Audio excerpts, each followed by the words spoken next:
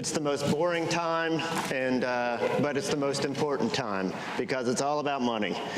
And truth be told, I have no idea what I'm about to say, but I have a lot of data to back it up. So,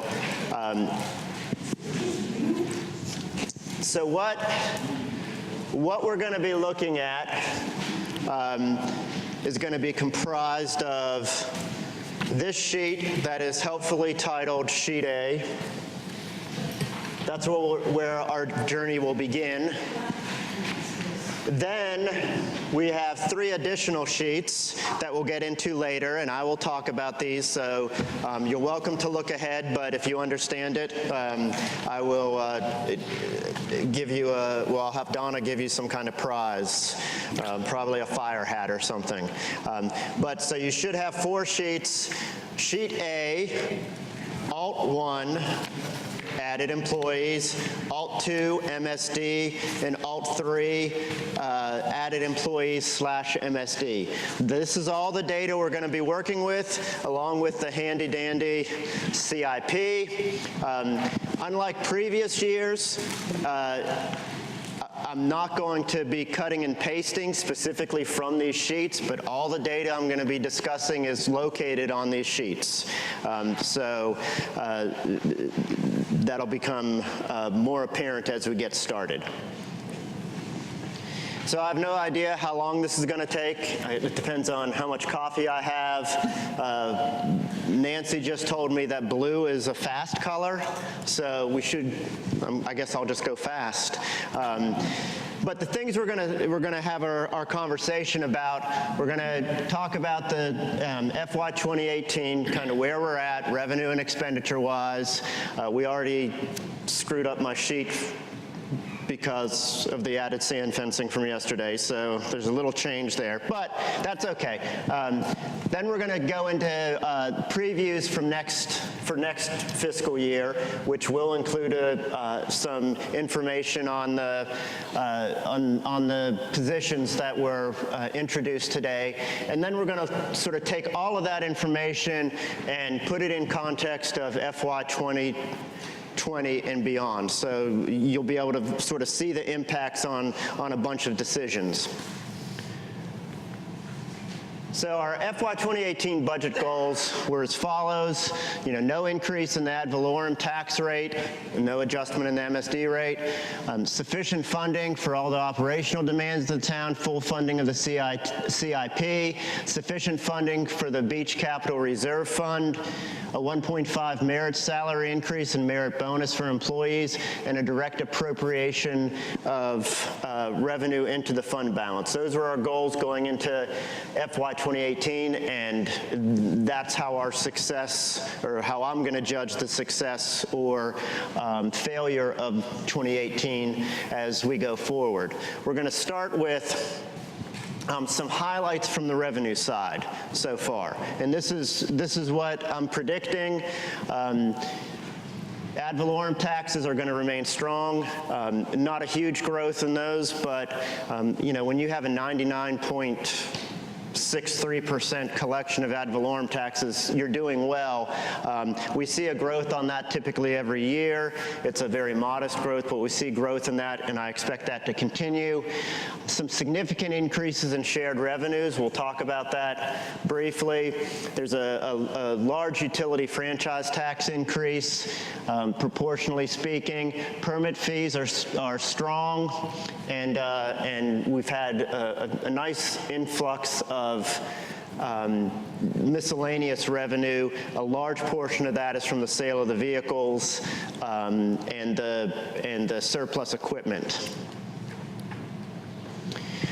So this is just a simple total revenue, and what you're looking at are 2 different takes of that. One is just total revenue, looking at it from everything, including debt, proceeds, and things of that nature, transfers, and then the other part of it is looking at it without the other financing sources. Those other financing sources are transfers from the capital reserve.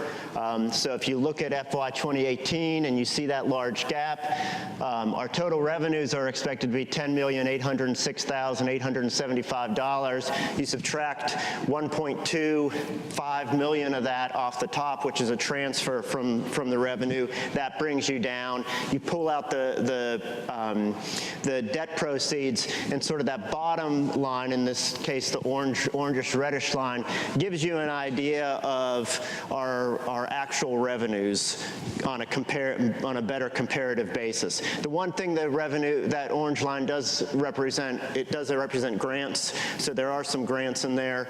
The biggest ones for this year, of course, Tourism Bureau grant, and actually some beach nourishment grant funding. But just to give you a better idea on how some of that revenue fits together.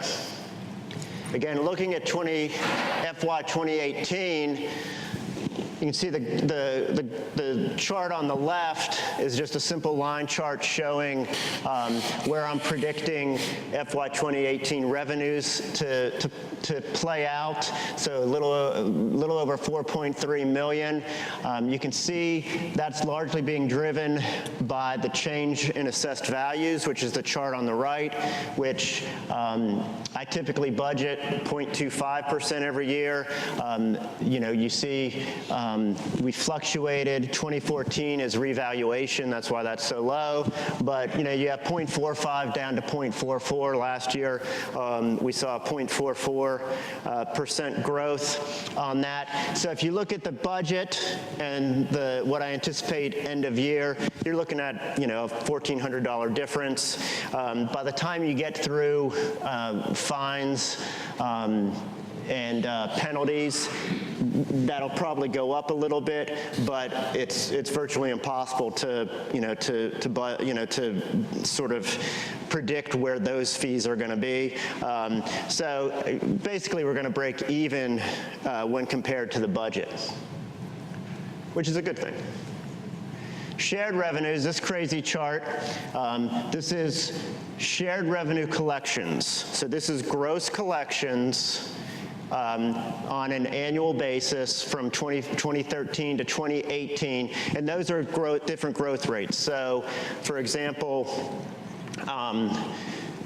right here, this is transfer tax. So in 2013, we actually saw a decrease in transfer tax collections from the previous year of 3.62%. It's actually, I'm predicting, my models are showing that we're going to be up. Gross collections may be up as high as 6.62% at the end of the fiscal year. Occupancy up about 1.21% from last year, and sales up about 3.58% from last year. Again, this is collections, and that's a gross percent, which is part of the number of how we get our funding. So the other part is the shared revenue percentage. So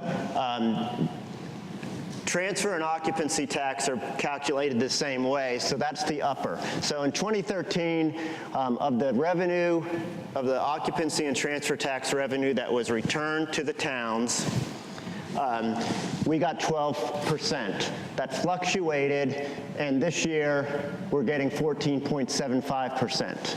Sales tax is calculated slightly different, but you see in 2013 we were at 3.34. We're up at 4.62%. Why? Because of 2 years ago was really when it was actually 3 years ago, but 2 years ago was when the impact of the MSD revenue really kicked in, and so we saw our percentage go up accordingly because MSDs are counted in the levy. It's ultimately, all these percentages are based on the percent levy. It's just they're calculated slightly different. That one includes county, that one doesn't, and that's the difference. So we're seeing that go up this year. No surprise, if you can think about what happened last year with some of the other towns, this is a high water mark. What that means is, our shared revenues, we're looking at, I'm predicting that occupancy tax, we're going to get almost 1.4 million this year. Sales tax, 1.284 million, and transfer tax, about 344,000. What that means is we budgeted, you can see, I'm going to expect us to have almost $100,000 additional sales tax, about $40,000 transfer tax, and about $50,000, well, $55,000 occupancy tax next year. So, yes. Is your sheet A with those new numbers in it or old? I don't mean to get too granular, but I thought you said that you predicted the occupancy tax was going to be 344, and that's the number that's on here. So I was just curious if you're including when you say estimate for 2018 on sheet A, are you talking about the new estimate, or are you talking about the original estimate? So that's occupancy, and that's my... I mean transfer. Transfer, you said 344, I'm sorry. Yeah. So transfer, I'm still predicting. Did that not get So carried transfer, over? you said 344, but you're seeing a difference of 39. I'm just trying to follow. Are you talking? Yeah, from budget. So that's what we budgeted. This is the budget. This is the difference. So the estimate column, Is what's on it. What do you think's going to end the year? but okay. All right, that's what I needed to find out. Thank you. Sorry. Okay, yeah, so we're comparing it to budget, not to previous year, and It's the green column. I'm following. doesn't include budget. The sheet you're looking at doesn't include budget estimates. It's just the estimate at the end of the year. Your numbers on there are the right. Okay. Exactly. Got it. Thank you. Exactly. Sorry for that confusion. No, I'm sorry. I'm so slow, but I get it. So I'm going to quickly go through the rest of the revenues. So I'm predicting about $375,000 in utility franchise tax for a difference of 15. I'm not predicting any change in beer and wine or ABC. ABC distribution is mixed beverage and ABC board. So if you drink more, we get more money, just saying. Grants, these are the grants that we have on the books right now. I expect us to get all those.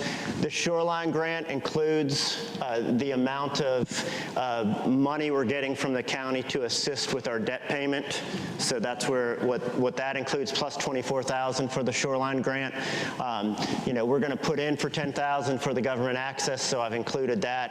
And federal grants, this is largely for bulletproof vests. Usually we come in at around $1,000, so I'm going to keep that where it's at. Building permits, I expect building permits to be up. Inspection fees up slightly. Other permits, these are conditional use permits, land disturbance permits, alarm permits, down slightly, but overall, 14,000 and change for end of year over budget. Transfers, this is one of the big differences. No transfer there. Debt proceeds, this is just a quirk. Nothing to be concerned of. Fund balance. Fund balance is something that we'll talk about a little bit more, but we transferred, or as part of the budget, we're transferring $450,000 for public safety building. That's in limbo, but for the purposes of this analysis, I'm just acting like we're gonna spend all of that. And then $38,000 was the additional that you just appropriated for the striping. That was a reappropriation. So at the end of the year, I'm expecting us to have revenue over end of year revenue over budgeted revenue of $238,000 and $325. So that's a good thing. You're considering the money that was for public safety still appropriated? Yes. In there, even though that whole...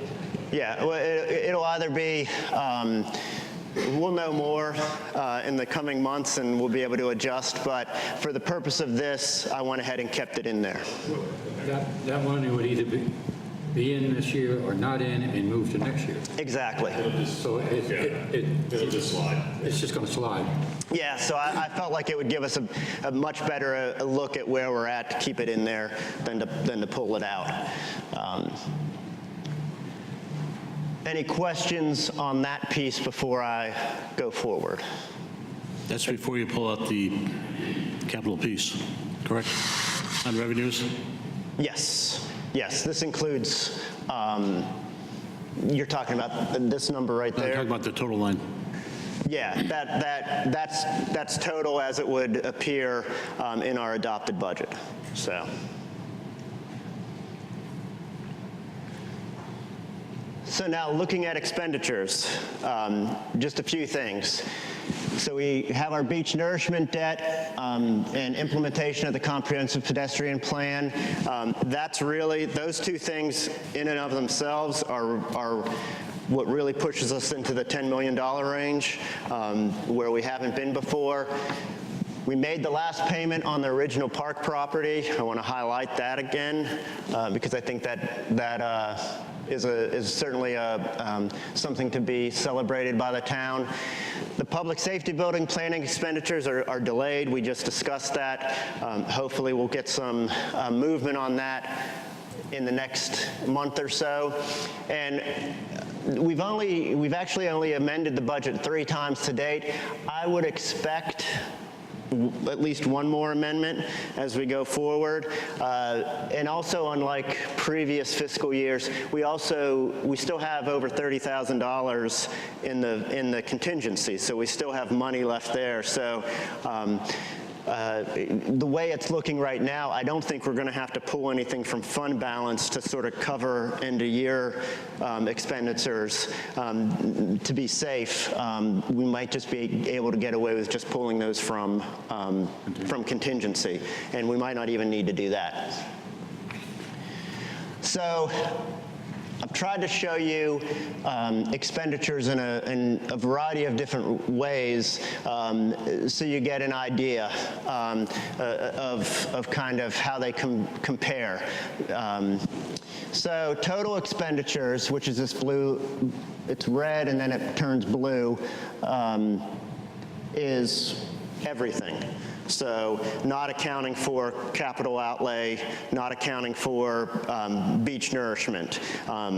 It's total expenditures, and you see we go from $5,254,000 in 2013 all the way up to a whopping $10,317,240 in FY 2018. Again, couple things to consider about that huge increase is that 1.6 million is roughly is related to specific debt service on our special obligation bonds.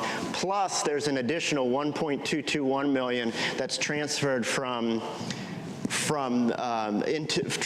the general fund into the capital reserve. So right there you have $2.5 million that's being transferred, and then also add on top of that 987,000 in change for the pedestrian improvements, and you can see how we can make that jump from 7 million to 10 million very quickly.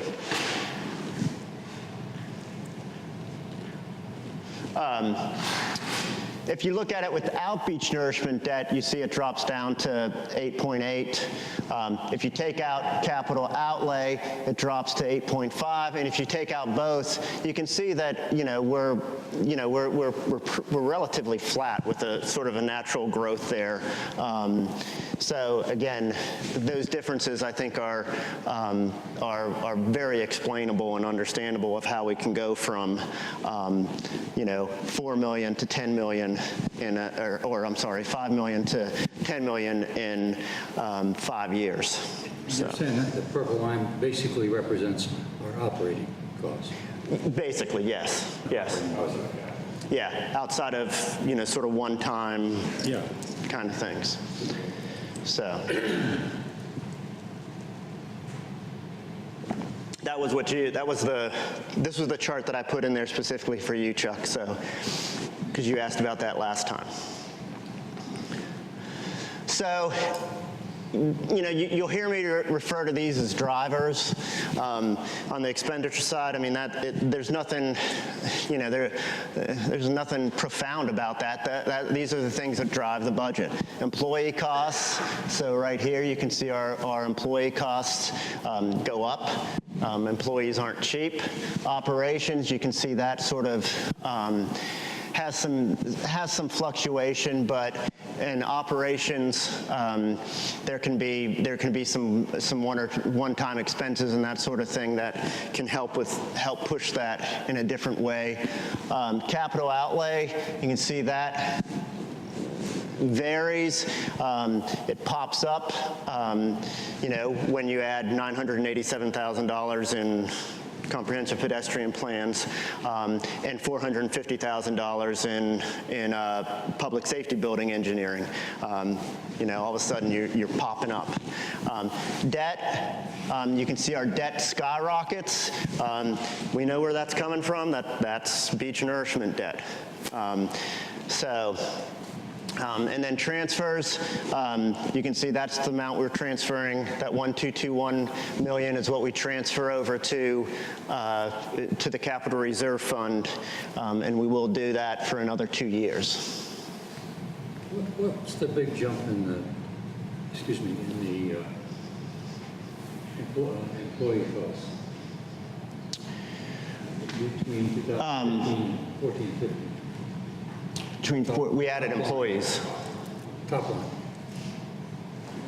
This is employee costs right That here. point is operations. Operating costs, the top line. I'd have to go back and double check that. I'm not sure exactly what that is. So I'll have to go back and check that. We obviously did something different. I'm not sure. It Have anything to do with moving in the building?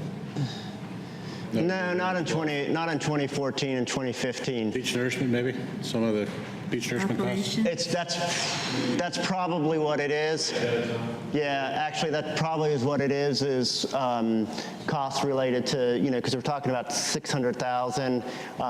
It was probably, I'll have to go back and double check. I don't have, if I had the sheet with me, I could tell you, but I didn't pull, the sheets you have only go back to 2018, so I'll have to double check with you. The reason I ask is because whatever it was, it's still going on. Basically, we've had a jump shift in those costs. Yeah, again, I'll have to look at that and see what it is. It might have been, again, I'm trying to figure out, it could be that, I don't want to speculate too much, but it could be that those were, part of that is some costs related, like engineering costs that maybe should have gone down into capital outlay. I'll have to double check. Are employee costs in in the operations number? No, they shouldn't be captured there. They should be on that blue line? Yeah, so again, Not included in the red line? yeah, operations are purely operations, but it doesn't mean that there wasn't, I'm just going to have to double check, so. It would be interesting to have the number of employees plotted along with that. Yeah, it would be.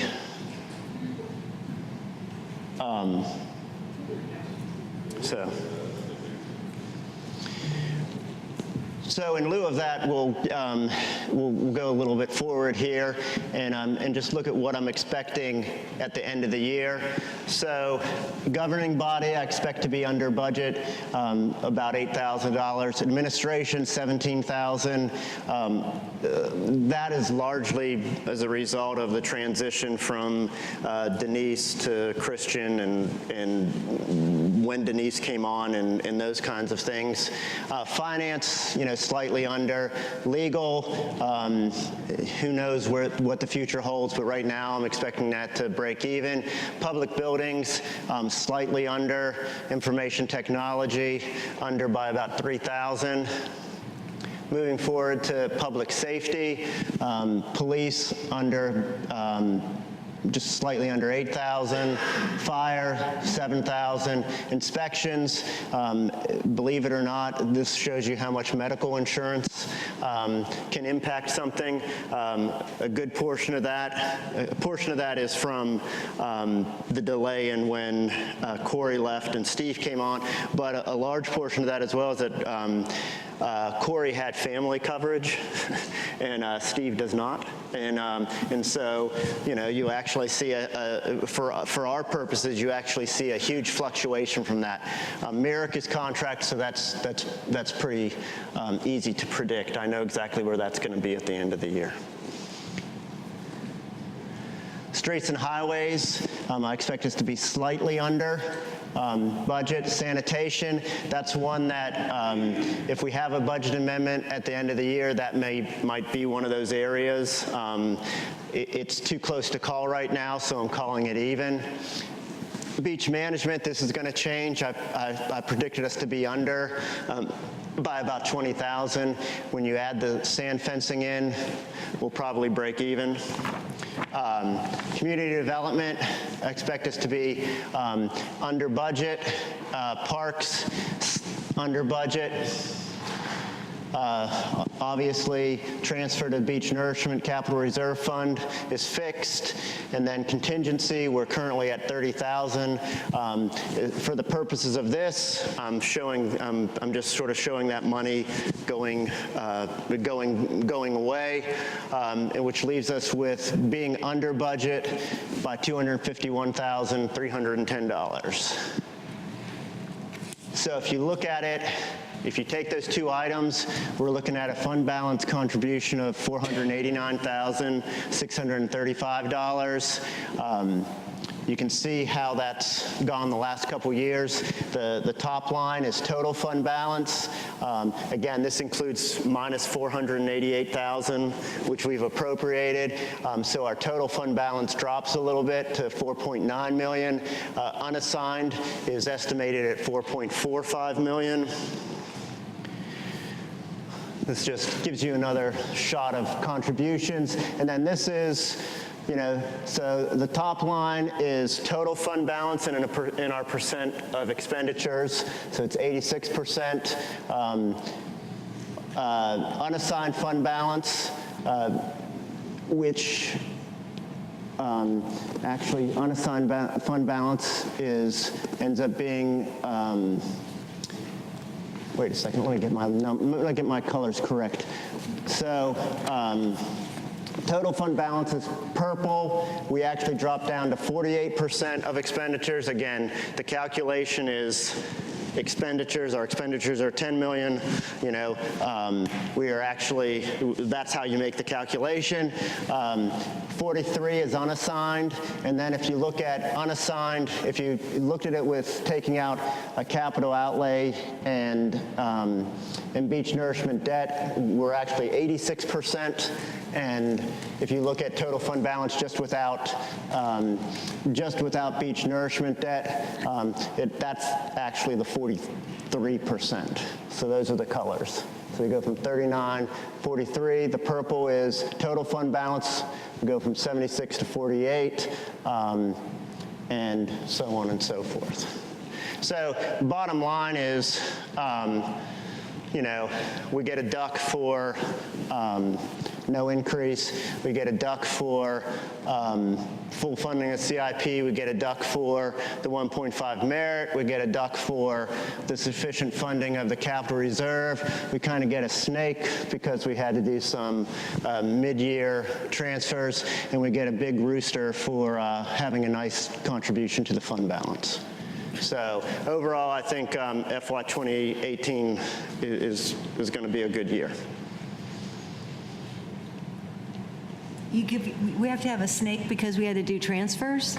I was bored. I got bored when I got to that point. So it's Microsoft PowerPoint has all this new stuff, and so they have this thing now. What are they? Icons, and so I had to play with the icons a little bit. Chris, I think the one that you underestimate the value of is the proportion of revenue in the fund balance.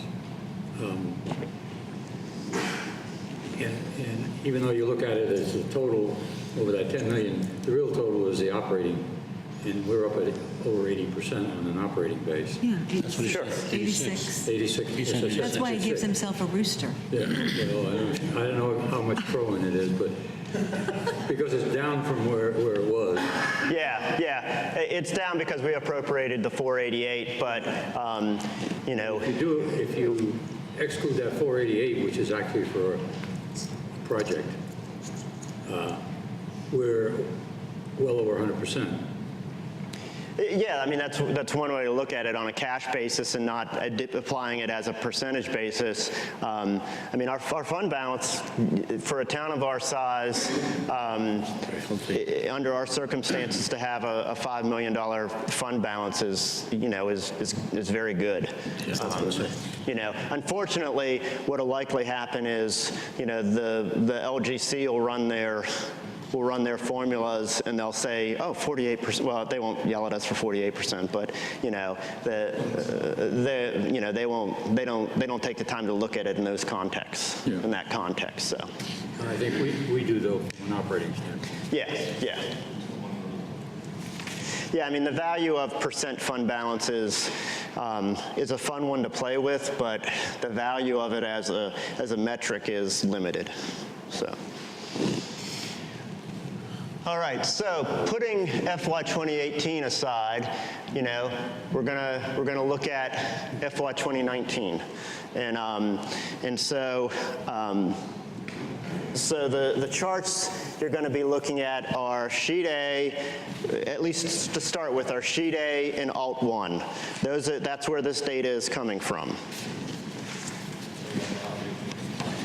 And the reason is because I included, for Alt 1, I included 5 employees, 2 for police, and 3 for fire.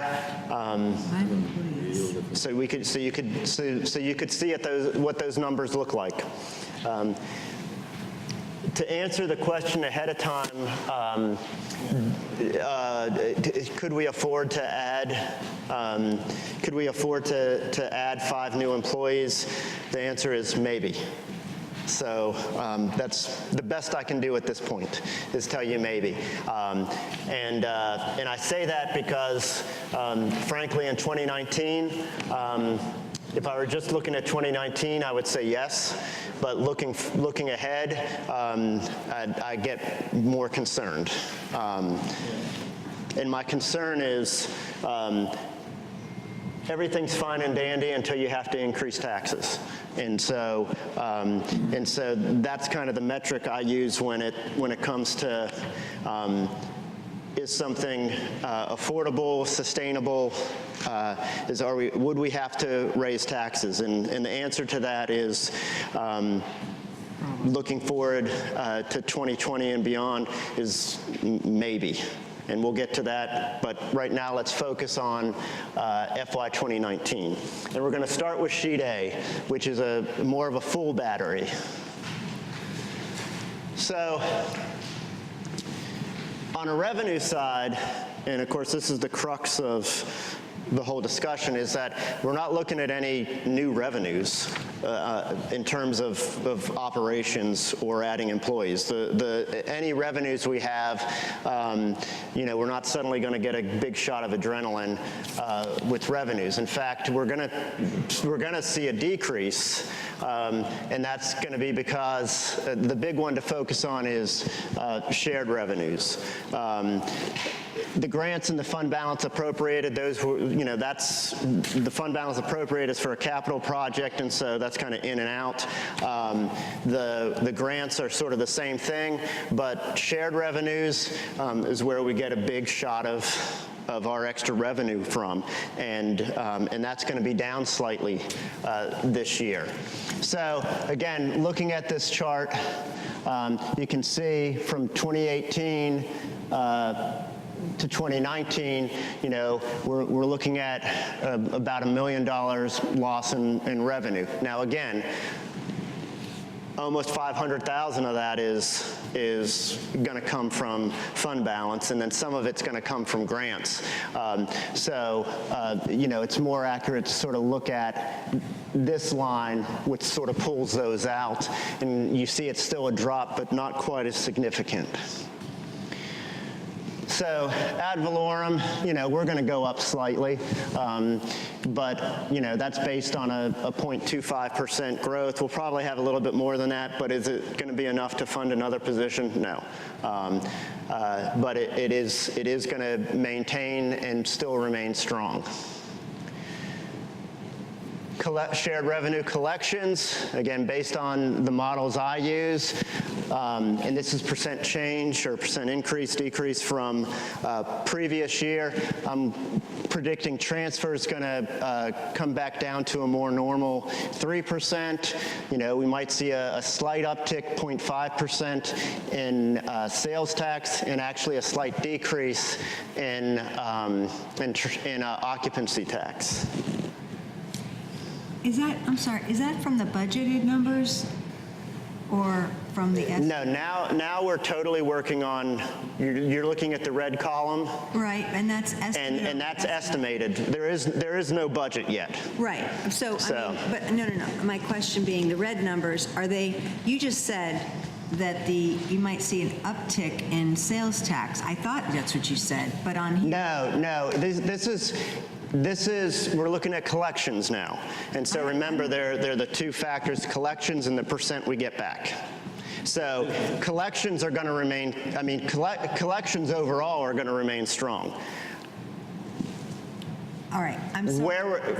I think I'll answer your question in the next slide. Okay.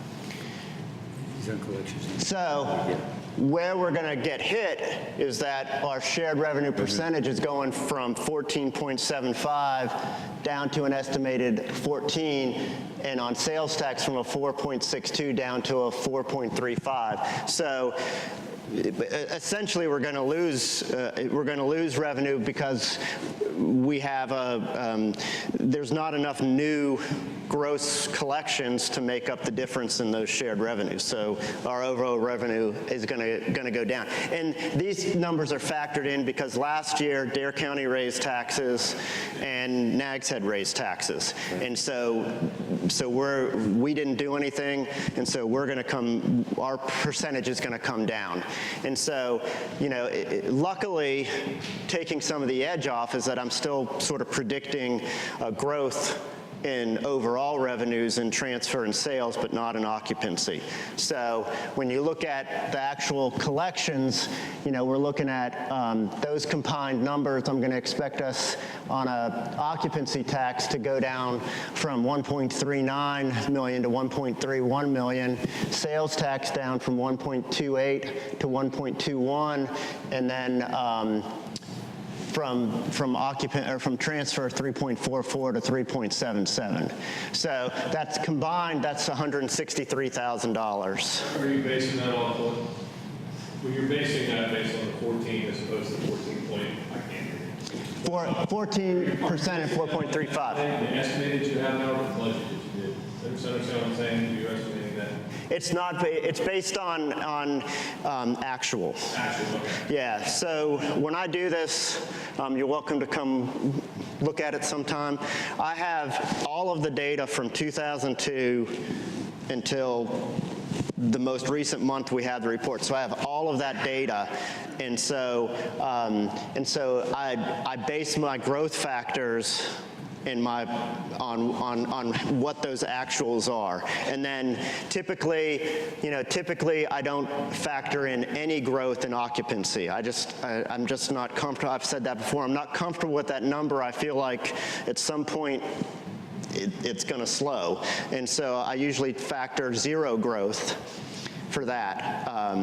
And so in this case, when the numbers got spit out on the other end, it showed a decrease because of my 0.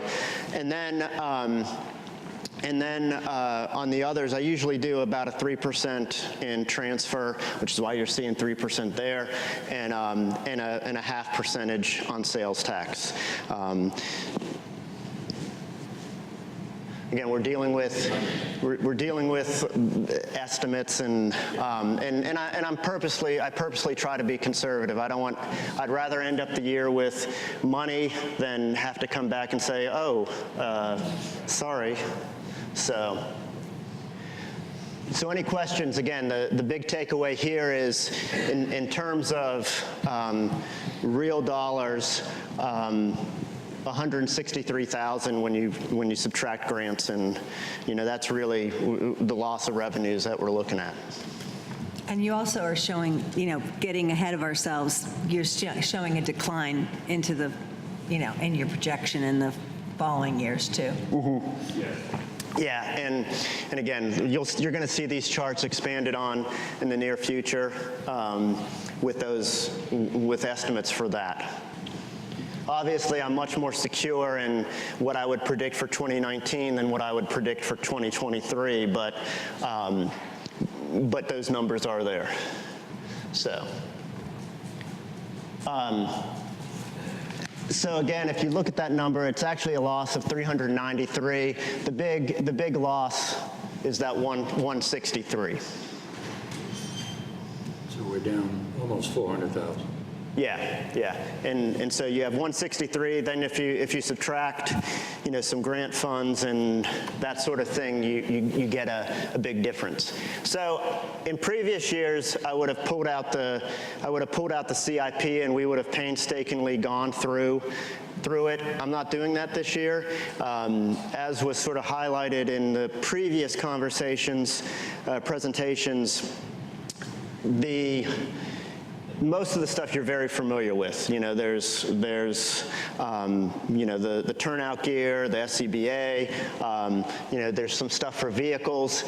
So what I've put up here are sort of in these drivers, what's different for FY 2019, and I've tried to highlight that. So one of the things I'm going to ask for, and this is a very minor increase, is to take the community development admin assistant from part-time to full-time.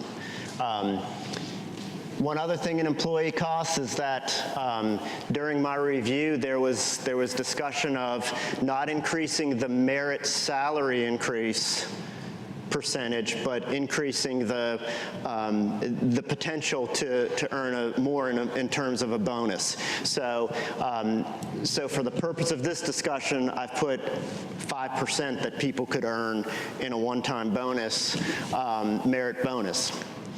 And then we've been, love Obamacare, hate Obamacare. I pay roughly $3,000 a month in before insurance kicks in, just for my insulin supplies, and until I meet my deductibles, a lot of that's out of pocket. So,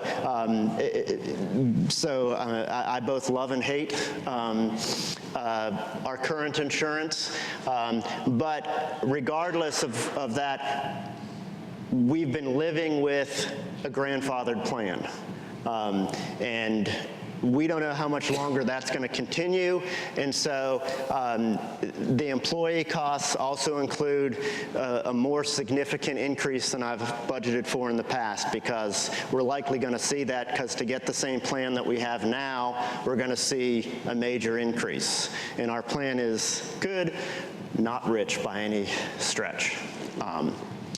Operations.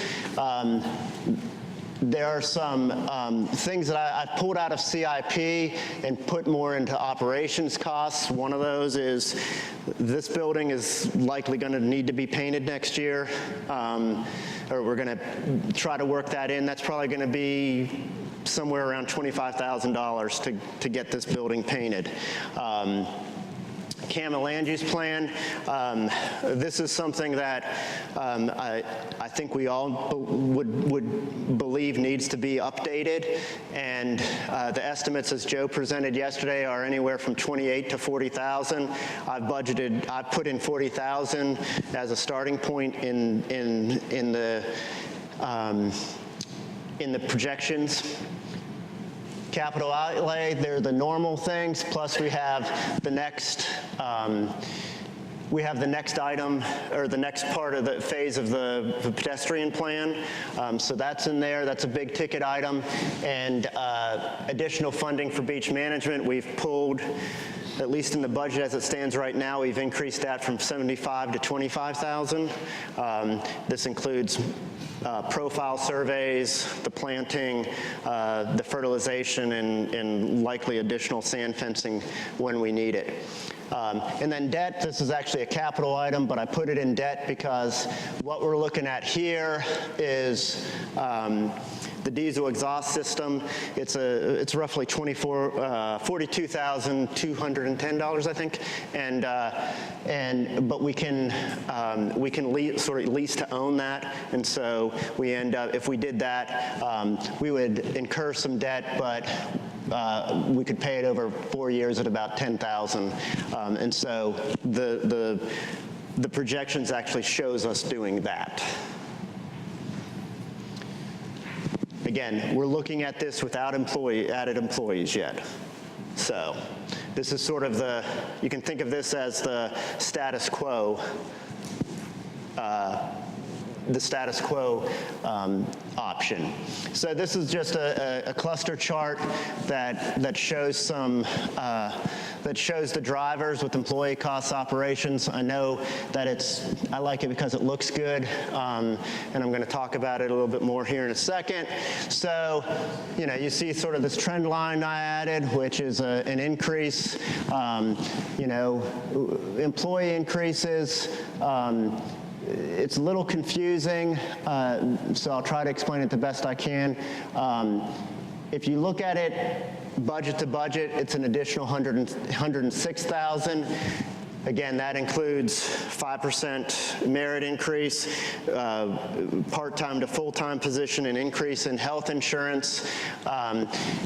If you compare it from the actual, so if you compare it with the actuals, it's actually 237. Those actuals are because, there is the savings from Denise, not coming back until later, and us bringing Christian on. There, we didn't hire John Gilreath in the police department until much later in the year. So I put that in there not to confuse you, but so that you would know that if you looked at your numbers and you saw employee costs and I said it was 106,000, you would know where that difference is coming from. If you look at operations, operations is 94,000, almost $95,000 over end of year FY 2018 estimates. So that's actually staying relatively on a track that you would anticipate. Debt. So if you look at our debt, we actually decrease our debt by $767,000, and or I'm sorry, capital outlay. I was wondering why debt was being reduced that much, but this is due with costs from the comprehensive pedestrian plan, and also the $450 for the public safety building was last year, so it's counted against last year. So don't get too excited about that number. The big point is that we're not, the capital outlay under this scenario is much less than it was last year, but we'll catch up. Transfers is the same because we're transferring the same amount of money to our capital reserve fund. And then debt, Debt decreases to $286,000, and and that's a result of the calculation when we paid off the town park property. So, bottom line is that sort of taking the status quo, we would have actually add $127,746 to the fund balance if we didn't add employees, but did those other items that were there next year. Chris, Yes. to put that in perspective, though, we got the bonus from no longer having to pay the park property, which is how much, 170,000? 286, but I saw 310, but. 286? Yeah, but we bought vehicles last year, which subtracted from that debt. Yeah. So if you take that 286, which is a bonus for us this year, because we're still collecting the tax for that, That's true. that means that we're really adding 286 less 127, 128, $160,000 excess expenditures over collections. That is certainly one way to look at it. In other words, we're chewing up that bonus that we got for no longer paying. But that includes some one-year things, like the painting and the. Yeah, I mean, I would argue that that's, and I don't mean this. I don't mean this. That's one way to look at it. I don't. I'm trying to balance out in my head, where are we in expenditures versus revenues? And what I come up with is that we're spending more and taking advantage of the fact that we're getting almost a $300,000 extra input because we're no longer paying for the park property. Yeah, I mean, again, I think there are a variety of ways to sort of tell that story. I would choose to look at it as, with all the increased costs that we have coming up, that we know we're going to have, I mean, employee costs, and even if we don't do a 5%, which is just there as a worst case scenario, even if we do that, and if we chose not to fully fund the CIP, I mean, as there always are, there are some low-hanging fruits in the CIP side and that sort of thing. Even if we're doing that, we'd still come out with adding money to the fund balance. We know unless you're going to put a finite limit on how much is going to be spent in something that there's going to be cost fluctuations. So. I know, I'm just trying to put it in perspective. Sure. How come we're just painting this building and not the other one? Well, we'll be paying both. We'll be paying both. Okay, you kept saying this building, so 25. You're just speaking. These in buildings. So it's 25,000 to paint both buildings? Yeah, that's the estimate we're working with right now. Great. Yeah.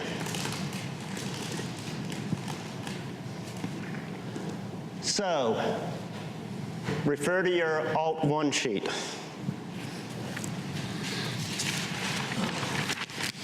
And so this is where we look at the same data, but we're adding in 2 full-time police officers, 3 full-time firefighters, and then 2 new police vehicles. What was that last? 2 new police vehicles. So if we look at the same data, and again, I just love that. I want to get a picture of that and put it on my wall. If we look at employee costs, adding that, employee costs go up $296,550 over the FY 2018 budget, $190,000 over FY 2019 without the 5 positions. Different way to look at it. Bottom line is employees cost money. So the differential right there is about 100,000? Am I right? Yeah. This is a number I would focus on. Is if you're looking at sort of what an estimated cost is for employees, not including uniforms and that sort of thing. Just looking at the employee costs of bringing on those employees with fringe benefits and everything, we're looking at just under 300. 300,000 for 5. What's that? 300,000 for 5. Roughly, yeah, yeah, and including everything, and that's, you know, those are the estimates. You know, it can fluctuate if, you know, if someone comes in with, like I said before, or I illustrated before, if someone were to come in with, if everyone came in and they had full family coverage, that number would go up. But this is a good estimate of when you throw in fringe benefits and everything. Yeah, the unfortunate part is it doesn't include things like cars, uniforms, and everything else. Yeah, but that gets that's going to get captured here in the bottom line. Okay. And the one thing I would add as we're looking at these, is that this doesn't include any additional revenue. So we're trying to, you know, we're trying to see what the impact would be, you know, what the impact would be without any additional revenue, just adding these employees.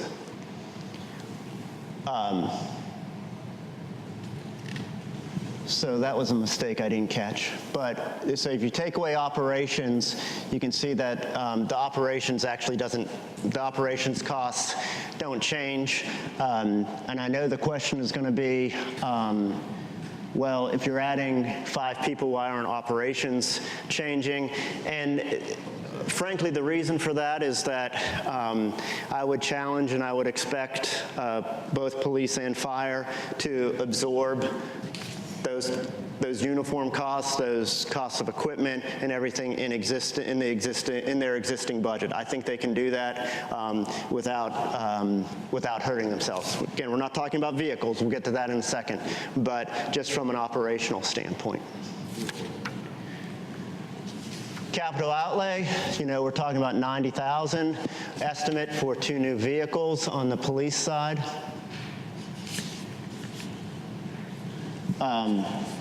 Transfers, no difference.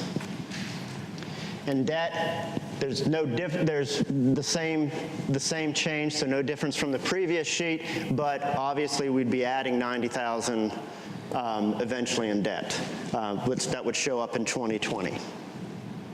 So if you take all of that and you factor it in, you end up with $62,555 in the red.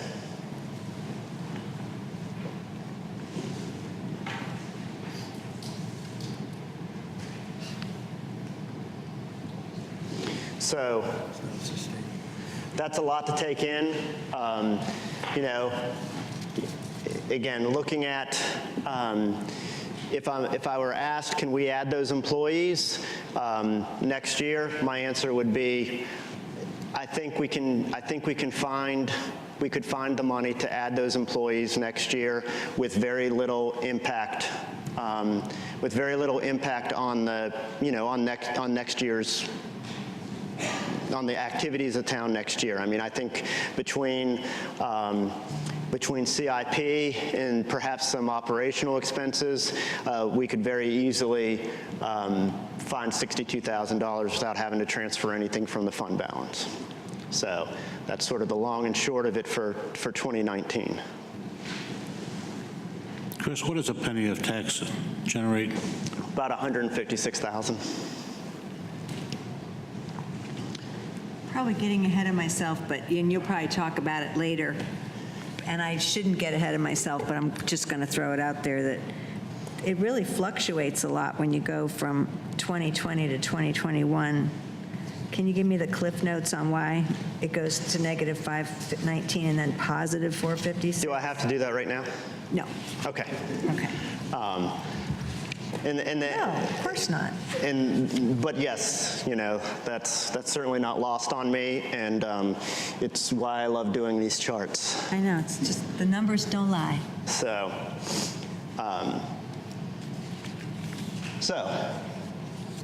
things to consider moving on. You know, the projections that we're about to get into don't include any tax increases. We know there's going to be a reevaluation at some point. What impact that will have, we don't know yet, but there's going to be a reval at some point. We have to do it, or the county has to do it within every 8 years. 8 years would be for FY 2022, I believe. And so there's going to be a reval within this scope that we're about to look at. The other thing is that we have a real issue that's going to be coming up with the MSD revenue. And we stopped collecting MSD revenue. Let me look at my cheat sheet real quick. We stopped collecting MSD revenue 2020. in 2020. Yeah, which means that we could see a huge decrease in shared revenues after that, which will really hamstring us. The reality is that we know beach nourishment is likely not going away. This is going to be an additional project. So we're going to talk about that for a second. And what I'm about to show, it's not top secret, but I also don't want anyone to use it against me in a court of law in the future, because it's just numbers that we're playing with at this point. So decisions we'll have to make on what we're going to do with that shared revenue. If you look at our beach management plan from that was just completed, they're saying that the estimated cost of renourishment is going to be $4,559,000. If we look at the models that was originally created, what's that? I'm sorry, go ahead. If we look at the models that were originally created, the shoreline fund from occupancy would pay half of it. That means we would have to go into debt for $2.279 million. So just taking that and saying, okay, this is the formula that we have in place right now. If we were to use that same formula and adjust it, you would see MSDA, which is currently at 14.8 cents, drop to 0.73 cents. MSDB going from 0.315 cents to 15 cents, and then the town would be kicking in a portion from the general fund. So if you looked at that, what we would be doing is generating $471,000 in revenue to pay for that. Again, this is very preliminary. This is just, it's important for you guys to start thinking about it. It's important for people to understand that that's going to be coming down the line, because pretty soon we're going to have to make a decision on what we do with those MSD taxes. So one of the sheets that I show later will include the impacts on if we did this, okay? So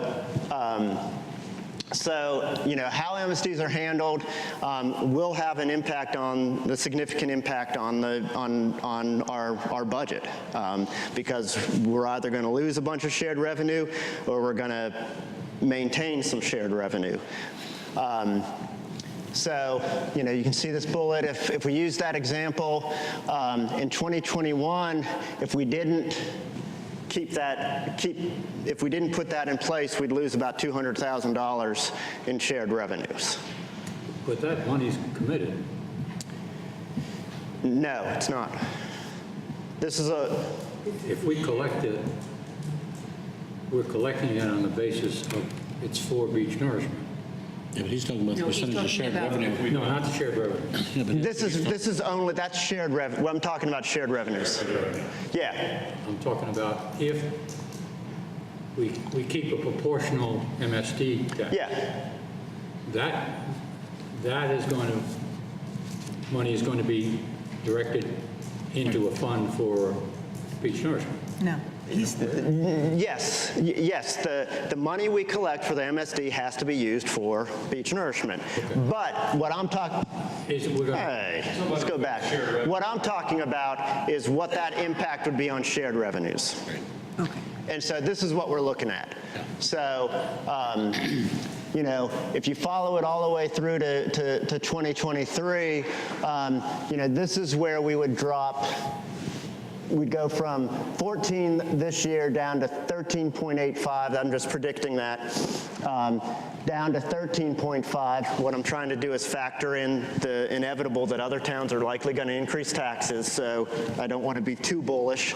And then if we totally dropped out and didn't have any MSDs, I would say that we would drop back to 2013 numbers, which would be down 4% here. If we did the MSDs as I'm predicting, we would be 13.5 and 4.05. How much is that worth to us a year? That number, it's like 193 and change. So, what's that? It's 200,000 a year. Yeah, I mean, it's a significant amount. It's a significant amount of money that we don't want to leave. I mean, if we know we're going to be doing renourishment, it's best to plan ahead and sort of get ahead of that curve. The only caveat of that is that, you know, as I read it, and there are people who disagree with me on this, and some of those people have much larger budgets than we have, and they're in the county and named Dare. But you know what they would argue, what I've always been told and what I've read with my own eyes is that the MSD has to be tied to a contract related to a project. And so we would have to have something to tie that to in order to us put that MSD in place. The county is very liberal on how they define contract. So, and we may want to follow that lead, knowing that we're going to be doing beach nourishment. Because sometimes things happen, and what I would argue is just look back at how we got here. You know, our collections are ahead because we were delayed when we, you know, because of the bidding process. Now we had a contract for the project and all that stuff. So, I mean, I think it's in our best interest to do whatever we can to make this work. Your MSD predictions were based on paying for it over 5 years again? Yes. Okay. It's using the exact same model that we had, you know, just extrapolating that into a lower amount.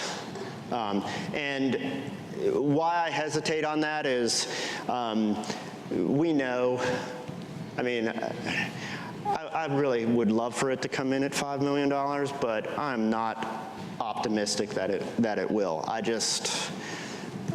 just not optimistic that it will. And I hate to be a cynic, but we'll see. Any questions about that before I leave that slide? Did you make any adjustment for Kill Level Hills and Kitty Hawk? I mean, did you assume they would stay flat too? I assumed that they would probably be, you know, yeah, I mean, you know, as with anything, you know, there are so many variables, and then there are so many variables when you get far out front that, you know, Chuck likes the KISS method, and that's what I try to follow on this, enough so that we can do some adequate planning, but not so complicated that that we sort of miss our goal, which is to adequately plan. On the shared revenue, Chris, and I know you're using your best common sense and historical data as far as what taxes who's going to have. But if you take an account of NAGSED doing a project within the next year or two? Yeah, that's why I mean, that's why you see this coming down the way it does, is because, yeah, and and there always seems to be, every year it always seems to be that someone's doing something. If the county raises a tax 1 cent, it hurts us more than if Manio does, by 1 cent. And so, it's very hard to predict that, but I try to factor that in. Because they will increase taxes, no doubt, again, to make up for the whatever it's going to cost them on the renourishment. Yeah, likely. And in terms of Nag's Head, that's already factored in between here and there. They already put it in place, did they? Because they did it last year. They did it last year already. Yeah, they did it last year already, so I've already factored that in. Okay, good. So looking at the expenditure side, and this is where we're going to get into employees, I'm not going to belabor these next things, but if I were to teach a budgeting class, these would be my, thank you. These would be my, he gets a raise. These would be the sort of my rule. These would be Trotsky's rules of public budgeting. Expenditure projections are typically low. I put that in there because I guarantee you that if we looked at what we had today, or what I presented today, and we came in FY23, it's going to be higher. Again, I hate to be cynical, but the closer you get, and this sort of ties into this one, the number of CIP items typically increases the closer you get. People will project some things 5 years out, but there are some things they want now, and they suddenly show up on the CIP. And you can't always predict that. Employees aren't cheap. I would argue that you get what you pay for. I'm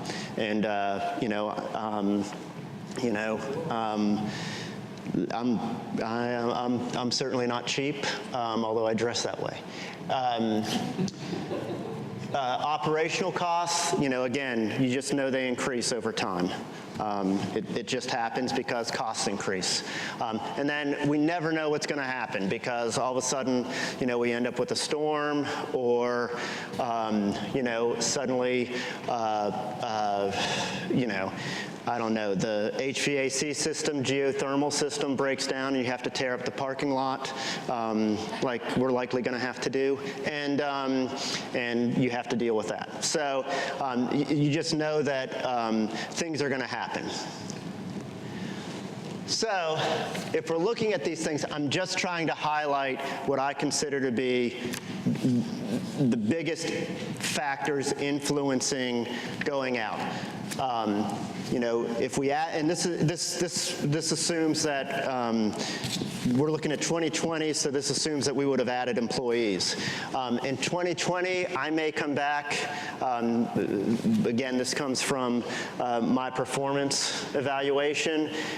There's a desire for me to think of succession planning at some point,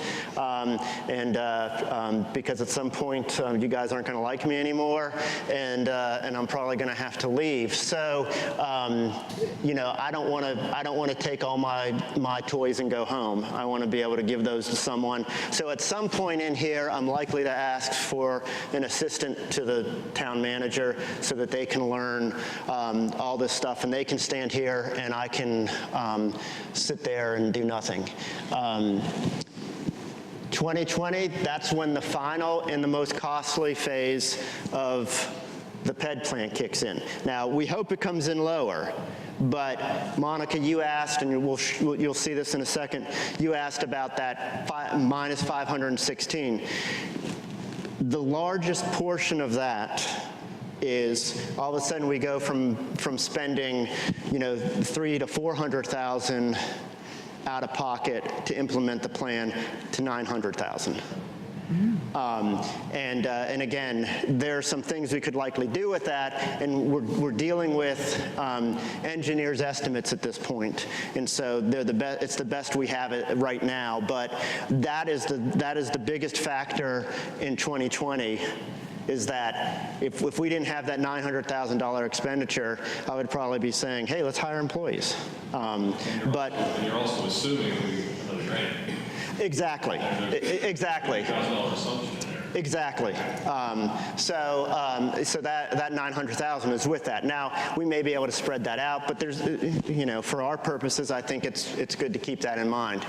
One other thing is that because we've been delayed in getting information from the Corps, the public safety building has been pushed a year. It was April last year when we made the request to the Corps. You all may not realize this, but there's one person in the Corps of Engineers who can make a decision on that. And they were in Puerto Rico for a while, and now there's an interim, and that interim doesn't feel comfortable making the decision. So we have to wait for someone else to make the decision, and we won't ask them again until we repave their lot, which hopefully happened today, and we'll make that request again. So regardless, that's been pushed back. So I would anticipate in 2021 is when actual construction would begin.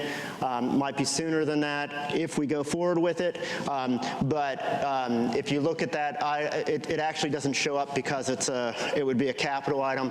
But that's when we would go into debt for, we estimated $6 million, and then we would start payments on the public safety building here, so that's $600,000, just an estimate. We would pay off our special obligation bonds. I said school of government, it's actually SOBs, not SOGs, but Karen, if I said SOB, she'd be upset. So I said SOG instead. And then in 2023, if you look at the CIP, it's woefully unvalued. So when I say something will surely reveal itself, I'm sure something will fill in that gap. Beyond FY23, there's going to be a request for likely another truck, which is a big ticket item, fire truck, but that doesn't show up until FY 2024, so it's not on there yet. So those are some of the highlights there. So this is comparing my estimates for sheet 1 and alt 1. So this is, red is employee costs, adding 5 employees, so you can see it starts jumping in 2019 with that alternate. These stay the same because I'm not really showing any difference in operations. Capital outlay, the difference is here, 90,000 for 2 new vehicles. Everything else stays the same. Transfers stays the same, although if we look at it in terms of alt sheet 2, which is where we add the MSD revenue, this would be the transfer. And then debt in sheet 1 versus debt in alt 2, which includes beach nourishment. And so we get to what is my last slide, and this is looking at the various bottom lines. So ignore these in 2019. You're looking at 127 versus negative 62. In 2020, there's no change because we're not changing MSD. You're looking at negative 225 if we don't add employees, negative 519 if we do. Again, remember, that's 900,000 in PED plan. FY 2021, again, there's no change between alt 1, alt 2, and alt 3 because we're not messing with MSD revenues yet, but you can see all of a sudden we jump up to 762 and 456 in the positive range. And then if you get down into FY 2022, this is adding MSD, so this is a big fluctuation. You go from no employees contributing to the fund balance by $95,000. If you add employees and do nothing with MSD revenue, that's minus $215,000. If you add MSD revenue but don't add employees, it's $289,000 that you would add to the fund balance. And if you added employees and did the MSDs, it would be negative $22,000. Looking at 2023,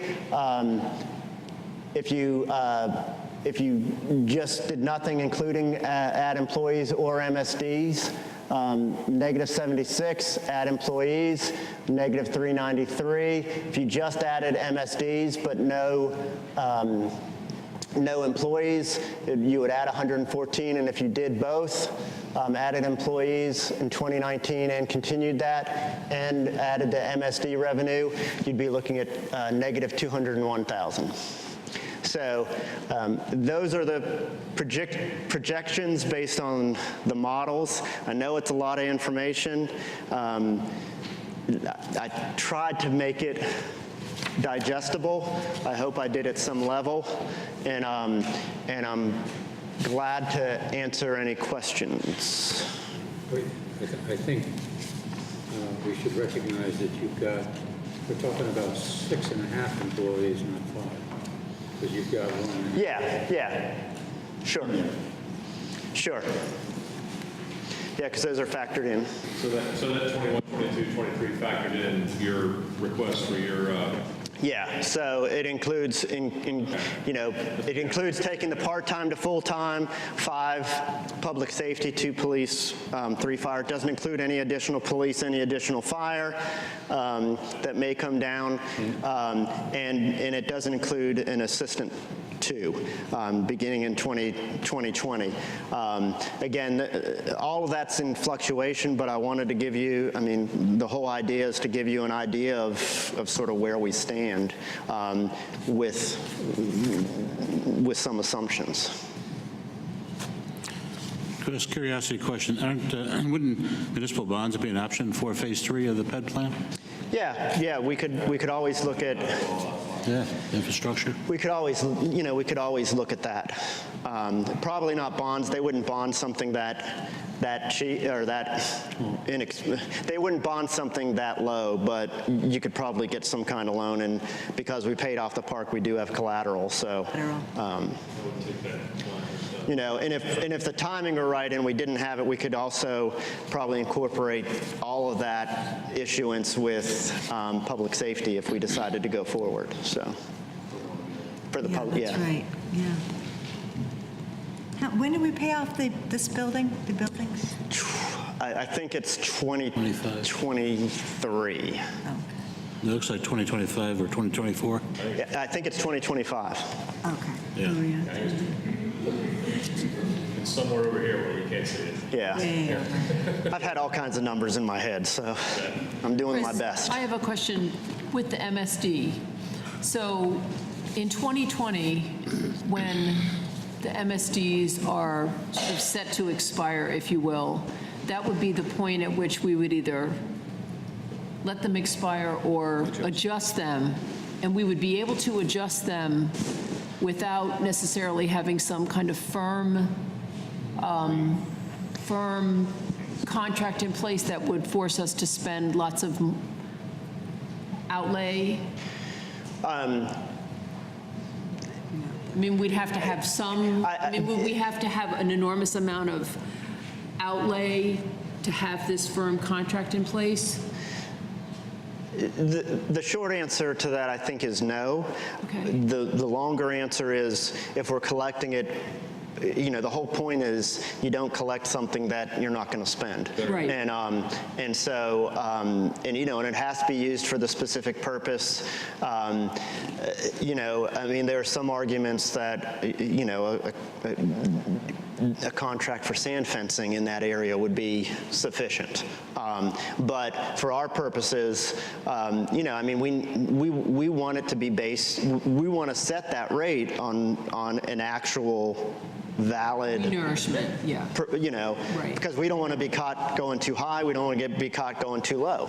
So, you know, and you know, really what we're going to be looking at is,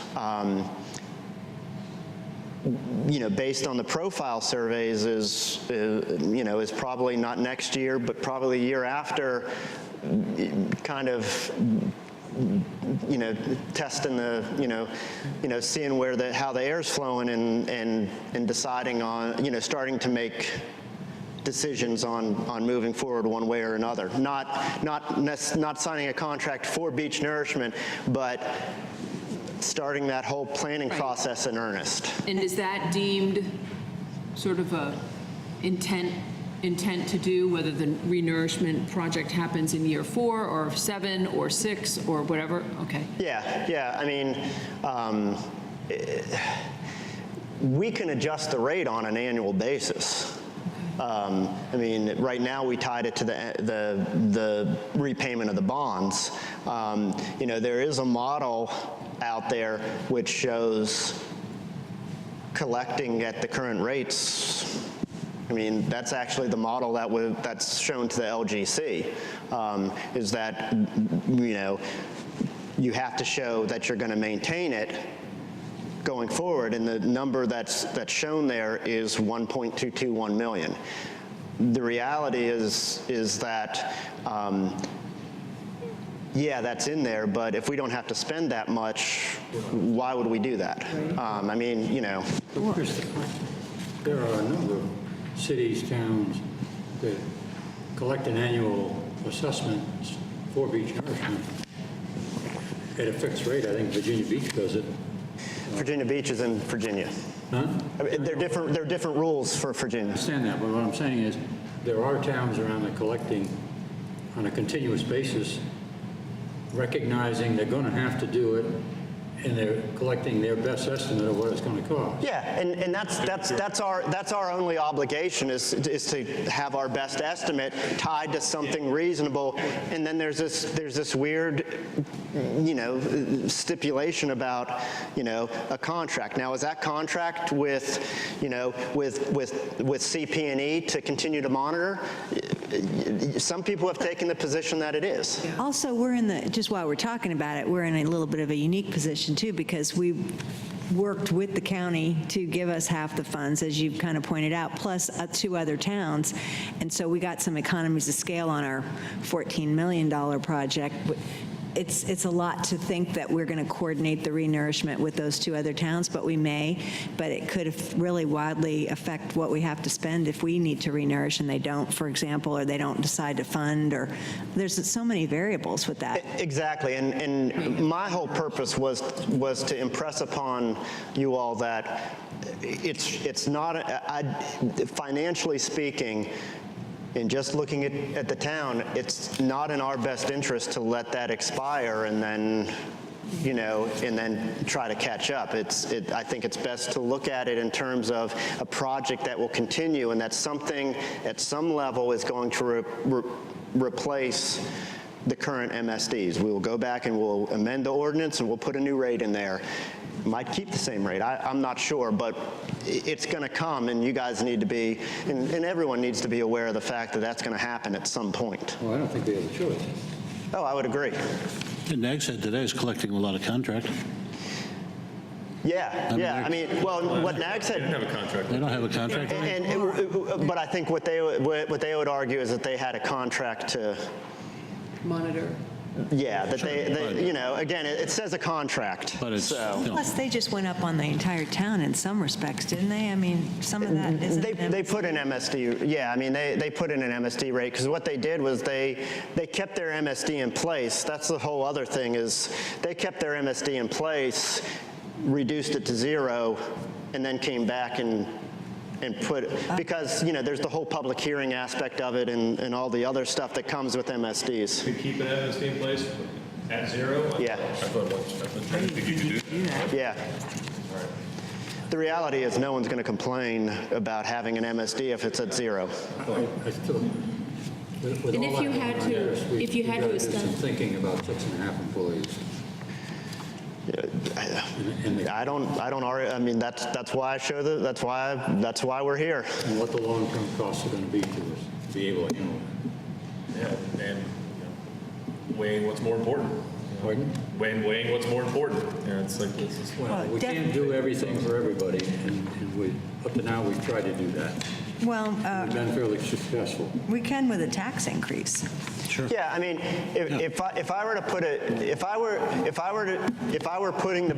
presenting the budget to you right now, I certainly know where you're at with that, Chuck.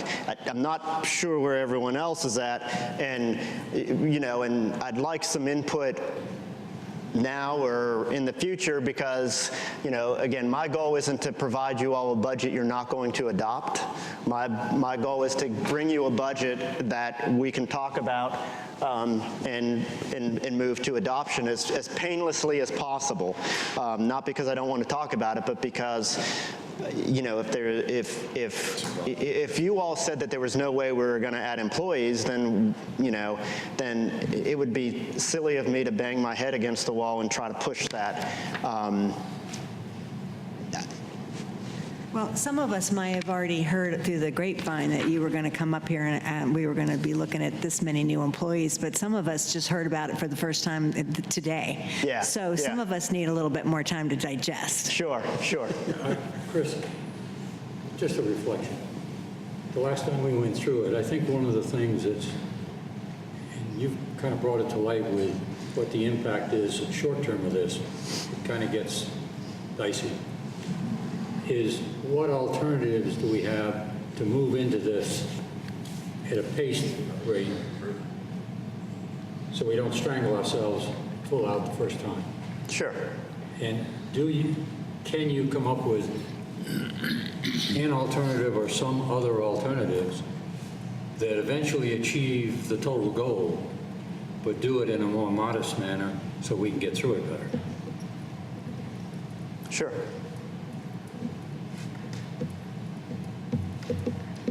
And I guess that's what I would ask. I think you need to give us some scenarios, too, with respect to minimal tax increases, and also anticipating what the other towns are going to do, because they're going to hit the same problem now with Nags Head and the county that we've had. So we could anticipate other towns are probably looking at that same thing. and if they raise taxes, Yeah. it hurts us on the share. Absolutely, So, And then the reval, we always get a little bit from that because we sort of are moving we're moving the cups around a little bit. Yeah, you know, a revenue neutral rate is designed to still capture some growth. Right. So, But that's not big enough to count on. No, No.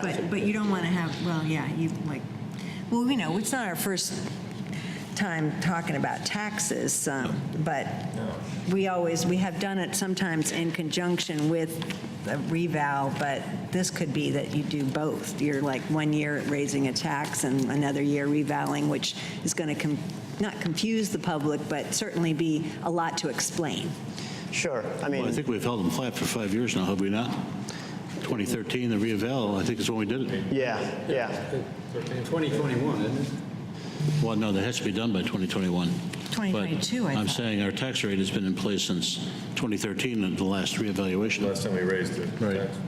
Yeah. But I think we need to see some scenarios there of what impact that might have. Gonna happen. And I don't know if you could figure in, if you get any reading from some of the other towns, And then we got to put it. you know, Yeah, I'm managers, I'll sure- maybe try from the mayors, but I mean, I'm sure we can, I'm sure between the two of us, we can get we can get some idea.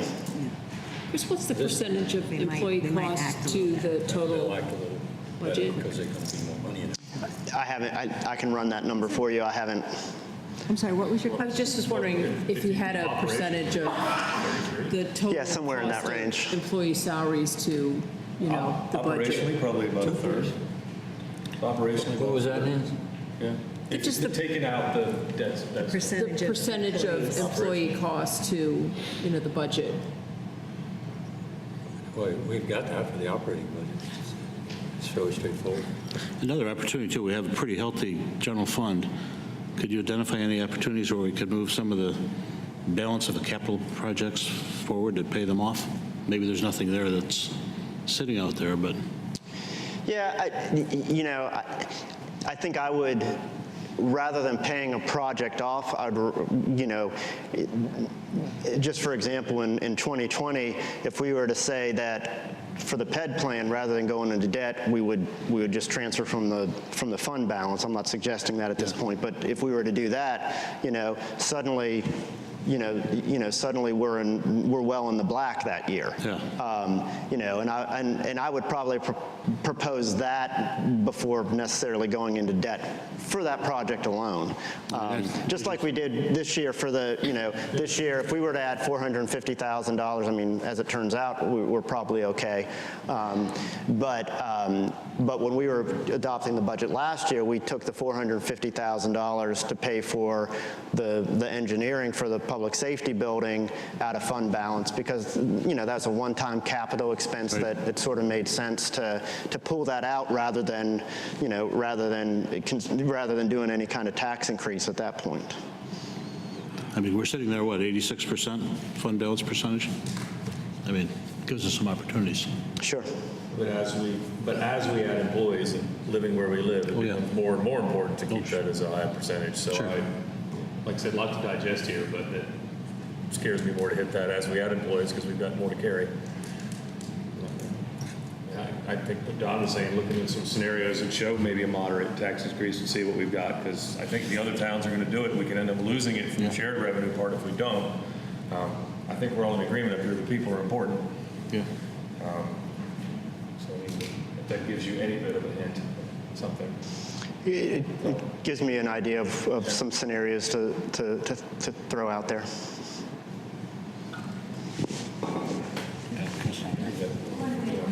Question from the audience. I can't speak for anyone but myself and my husband, but much as we appreciate the council trying to keep our taxes low, we would gladly pay an increase in taxes so that the police and fire department have the personnel they need to keep us safe.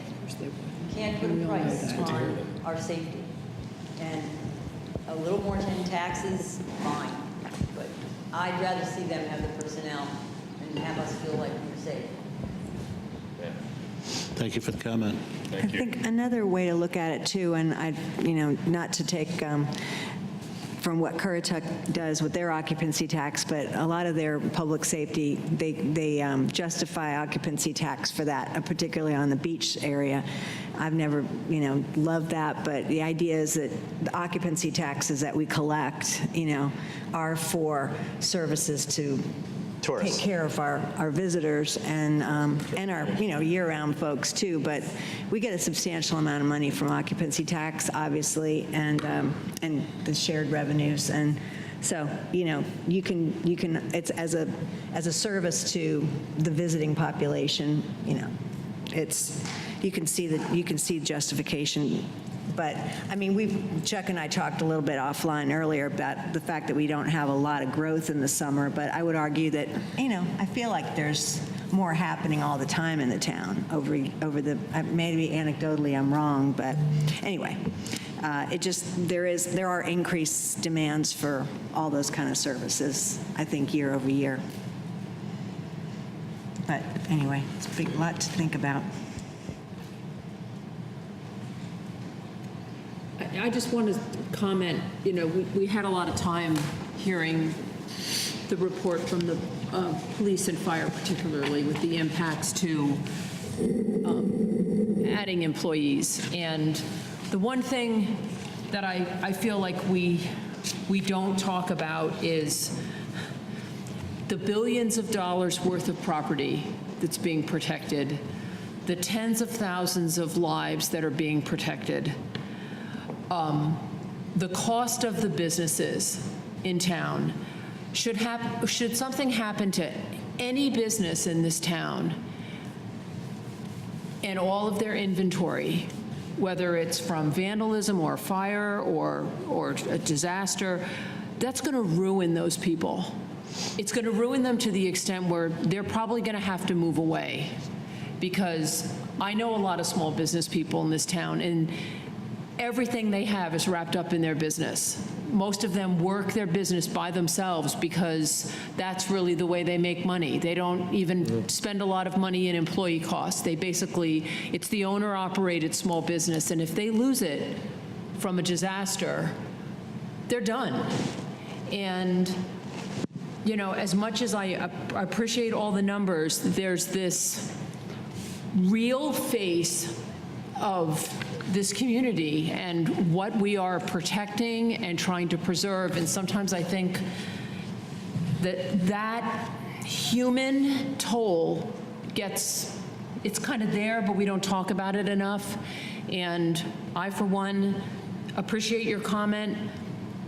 I don't want to see our people overworked, hurt, injured, killed, because we're picking around 2, not 3, 1, but 1.5, half-time, full-time. Like, I really feel like if we're having a plea for we need staff because of all the reasons that have been laid out, then I think it's a really serious thing that we need to look at. Really serious. Well, we pledge in our, the vision retreat that we've done twice to maintain level of service, and we trust our chiefs and our heads of our departments to tell us what it takes to do that. And I 100% believe they need exactly what they asked for. And I think we need to try to figure out how to get there. Yeah. And we not now, not later, now. Yeah. And everybody knows I'm on the fire department, so obviously I'm tight with that, but I see it, I know it, we need it. And I know the police feel the same way. I told Chief Kudo to go after more last year because I hated the fact that one was out there. I just think that is dangerous. I don't want to see something bad happen. People come here because they want to feel safe. We add stuff all the time. And look at everything we're doing within the village, and we haven't raised taxes in 5 years. And honestly, the taxpayer's getting a lot for their buck if we have to do a little bit of an increase. And I don't have a problem if it comes down to that. Obviously, would love not to come down to that. But when you project out these next 5 years, it looks inevitable. And if other towns are going to raise their increase, we almost need to do it for the shared revenue side of it. So. And my comments are for you too, Chris, with the secession plan. I mean, we've had this, you and I have had this conversation for years, that, you having an assistant or a deputy or something, you're not going to get any pushback from me on that one, because I think that's a really important piece for the preservation of the town as we know it and have built it, and our expectations of it. Build it and they will come. And they came. I agree with Nancy, and honestly, we don't need a fireworks thing. I would much rather see that money go to employees and stuff. I was kind of kidding, but seriously, I would rather that happen for sure. And the other thing I have a question about is the money for the MSD program. Is that ongoing, or that stops at, what did you say, 2020? Yeah, theoretically, the collection of that would stop once the project, once the bonds are paid for. And there's not any way, unless there's a contract in place, to continue that? Technically. But there's probably a way we might can... They're easy. There are arguments that are simple ways to meet that requirement. Well, I would think that's a better thing to do, since they're already used to paying that, is just to continue it. Certainly. With that explanation that it would, of course, be used for future beach nourishment. Sure.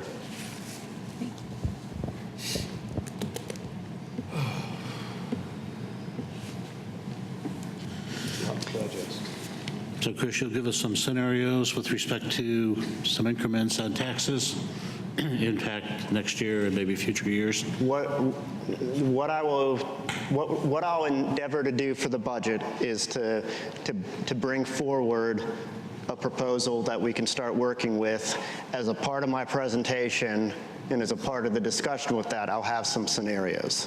But what I need to bring forward is a budget Right. that you all can start tweaking with, but I know that whatever I end up proposing as that budget will have scenarios attached to it. Good. So basically, you'll have a recommendation. Yes. Chris, that final chart that you showed us with the bar graphs going up and down, is that,